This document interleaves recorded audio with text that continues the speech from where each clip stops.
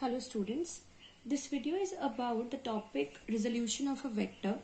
So by resolution of a vector, we are trying to split a given vector into two or more vectors in such a way that their combined effect is same as that of a given vector. Means we split it into a number of components and the combined effect that we get from all those components is same as that of a given vector. Then this process of splitting the vector is called resolution of a vector. So resolution of a vector is a process of splitting a vector into two or more vectors such that their combined effect is same as that of the given vector जिसको हमने split किया है. Then the process is called resolution of a vector. It can be done into a number of components. We can split that vector into a number of components, but the combined effect of all those components will be same as that of the given vector. Now there comes another term called base vector. So if we have a right-handed Cartesian coordinate system, I'm drawing it here. So if we have a Cartesian coordinate system, suppose x, y, z, then we use three unit vectors I cap, j cap and k cap to represent the direction of x-axis, y-axis and z-axis respectively. Then these vectors are called base vectors or orthogonal trade of unit vectors. Now these are unit vectors which are orthogonal to each other. They are mutually perpendicular. So that's why they are called orthogonal trade of unit vector.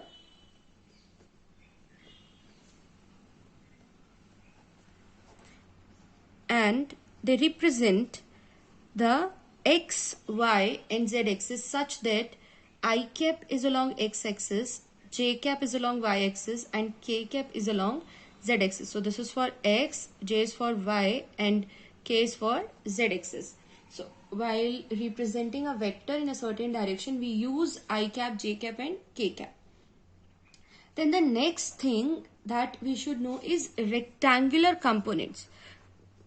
So rectangular components are those components of a vector when we split a vector into two components, those are mutually perpendicular. Then such components so obtained are called rectangular components of a given vector. So rectangular components are when a vector is resolved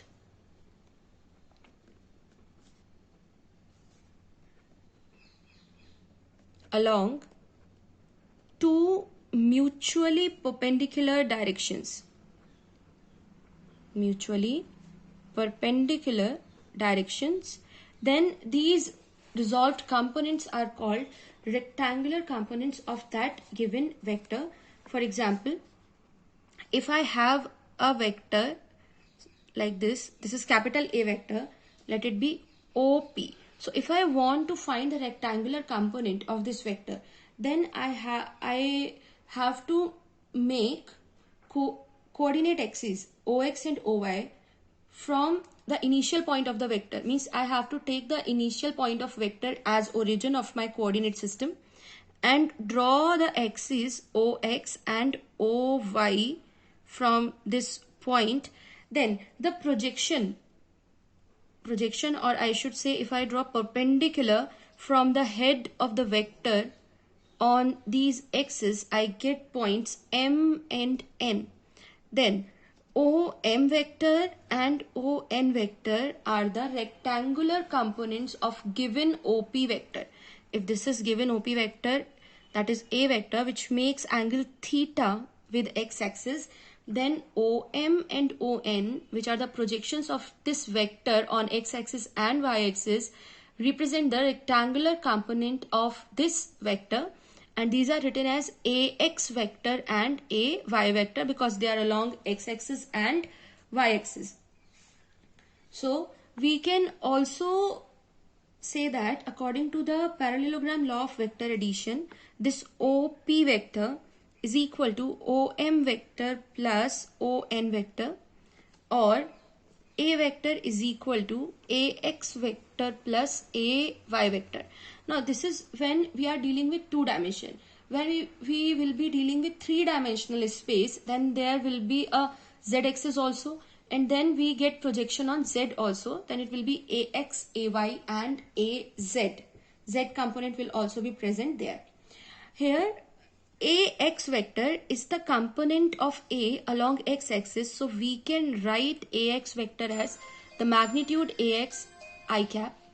Similarly, we can write AY vector as the magnitude AY j cap, where I cap and j cap are the unit vectors or the base vectors that gives the direction of AX vector and AY vector.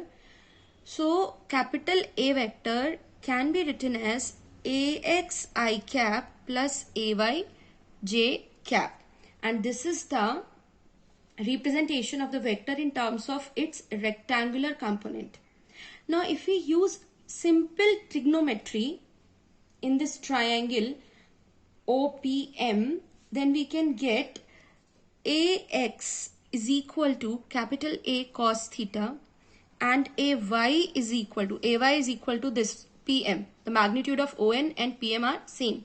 AY is equal to A sin theta.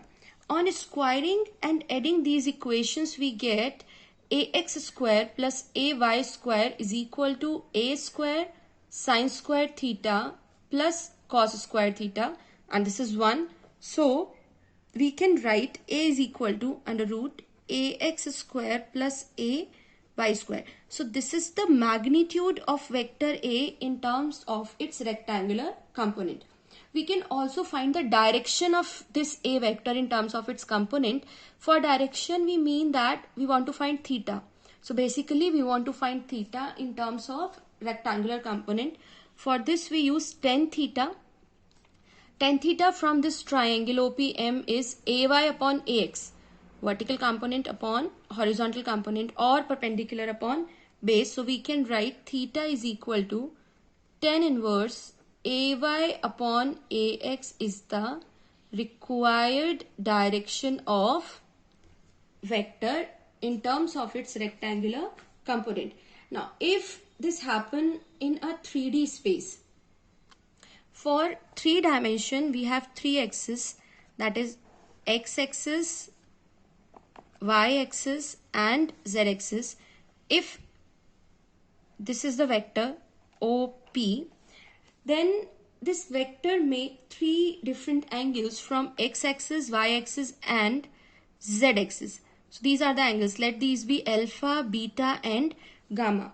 And if we wish to find the projection of this A vector or OP vector on x-axis, y-axis and z-axis, then we get AX, AY and AZ along x, y and z axis, where AX is A cos alpha, AY is A cos beta and AZ is A cos gamma.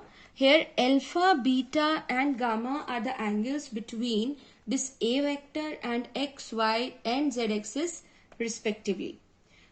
While writing the magnitude of this vector, we can write it as, in vector form, it is A vector is equal to AX vector plus AY vector plus AZ vector.